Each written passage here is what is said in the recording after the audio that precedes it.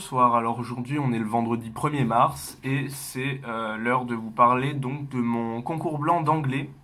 Alors, on a eu donc un sujet, le même pour tout le monde, sauf ceux qui faisaient pas LV1 anglais et qui faisaient LV1 italien par exemple. Donc ça en vrai c'était la LV1. Donc c'est un DS qui ressemble à une épreuve de centrale.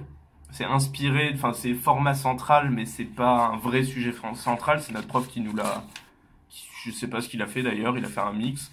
Enfin, il y a quatre documents, dont un iconographique, et donc c'est une synthèse. Il faut faire une synthèse, c'est tout.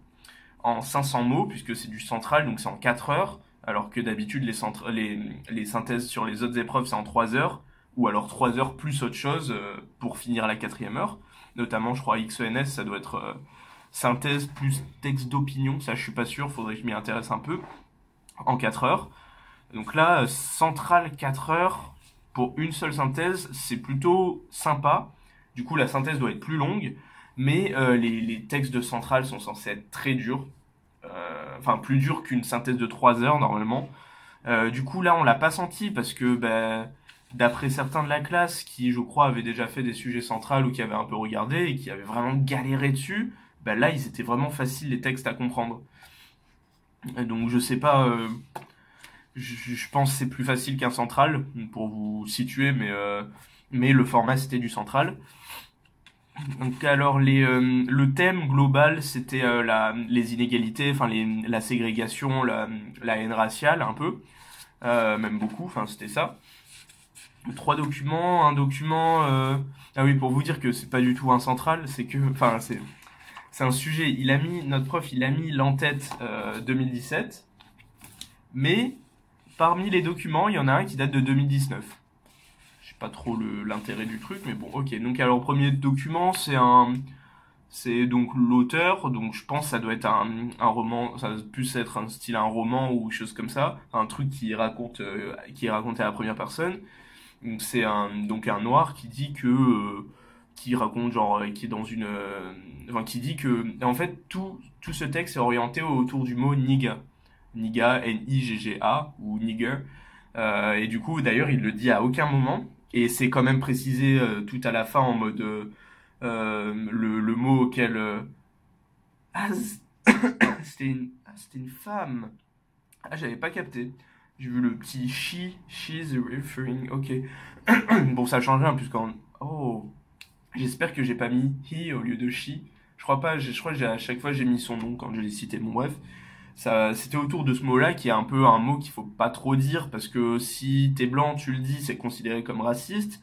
Mais en même temps, si t'es noir et que tu le dis, ça encourage les autres à le dire. En gros, il avait vraiment enfin, elle, du coup, elle avait vraiment une ambiguïté autour de ce mot parce qu'elle disait qu'elle a grandi dans un environnement blanc, dans une éducation de blanc, etc. Et que du coup, elle comprenait pas, elle savait pas trop comment l'utiliser, et que des fois, enfin, quand elle voulait l'utiliser avec d'autres personnes noires, et du coup, elle regardait pour voir s'il y avait pas de blanc, etc. Parce que ça pourrait être vu comme un encouragement à le dire, alors que c'est plutôt vu comme quelque chose de raciste.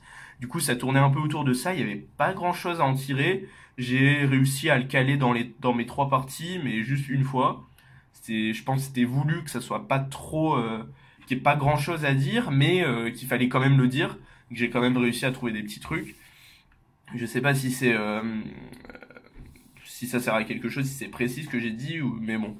Le deuxième texte, et je pense c'est là où il y avait le plus de choses.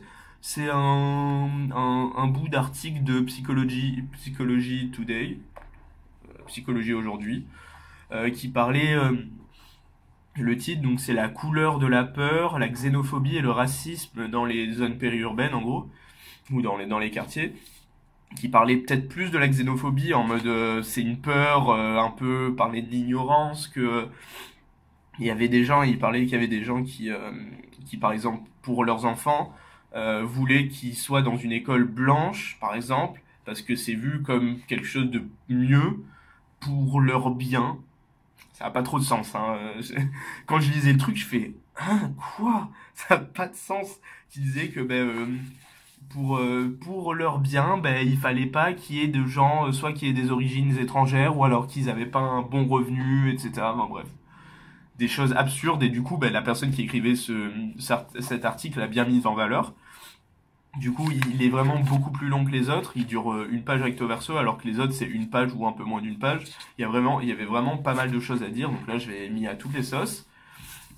Et troisième document, c'est un article de Al Jazeera, donc de 2019, qui parle des réactions qu'a eu une photo postée sur Internet, donc sur Twitter. Non, c'est pas précisé. Mais c'est une photo qu'a un prof donc d'école ou de collège, je sais pas, qu'est-ce que je dis, d'école, parce qu'il y avait des gamins qui avaient 5 ans ou je sais pas quoi, et en gros qui prenait une photo pour rassurer les parents.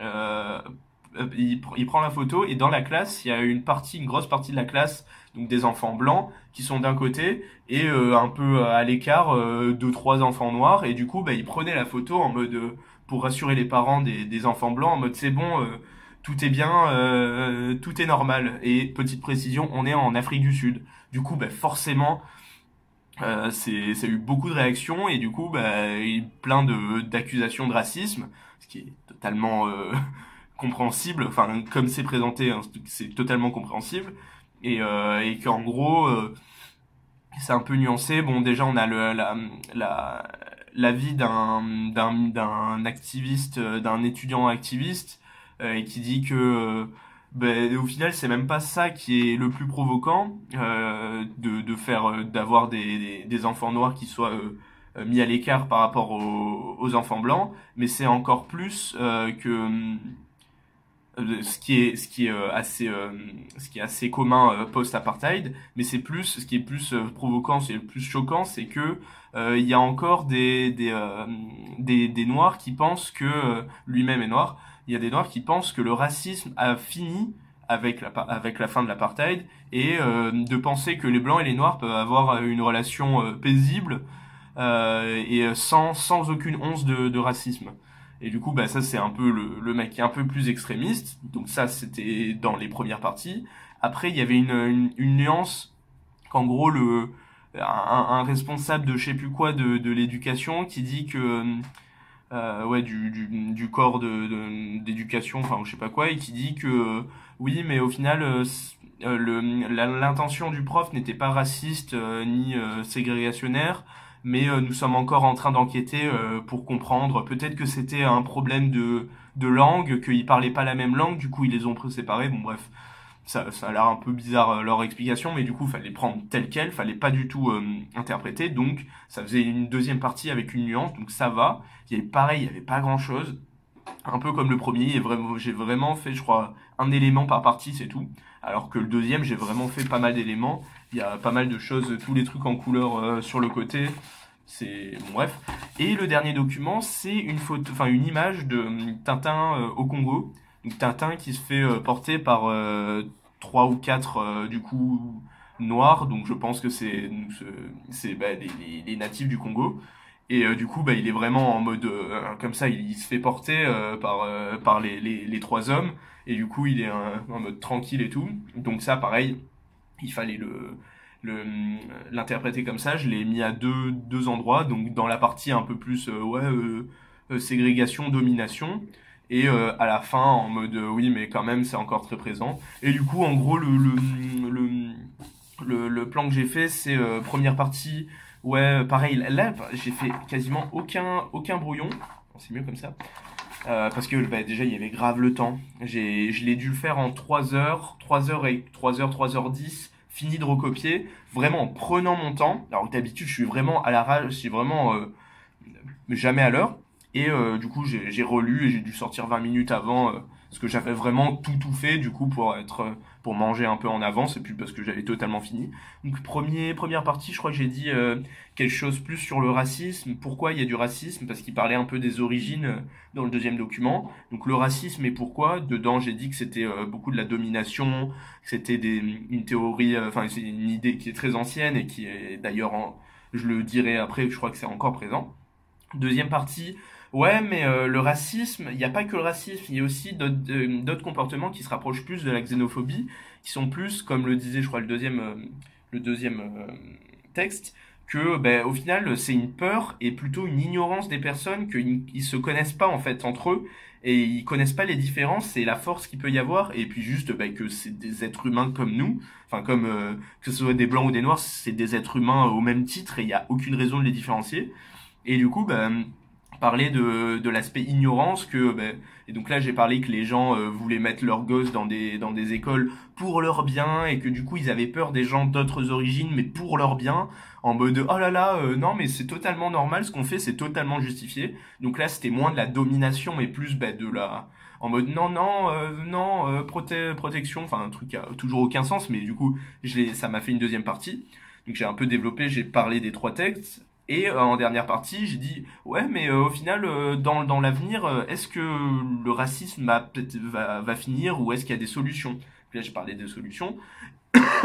J'ai commencé en disant ben non, j'ai parlé de l'étudiant activiste dans le dernier document qui dit ouais, mais non, ça arrivera jamais. Donc j'ai dit qu'il y a certaines personnes qui sont convaincues que non, et j'ai dit ben, que c'était justifié parce que ben il y a avec tout le passé avec l'apartheid en Afrique du Sud. Et j'ai dit aussi, j'ai parlé de Tintin au Congo une deuxième fois en disant bah, que ça, par exemple aussi, ça met en valeur bien l'aspect tout colonialisme, etc. Et que c'est vraiment quelque chose de justifié de dire bah, qu'il y aura jamais de, enfin que le racisme n'aura aucune fin.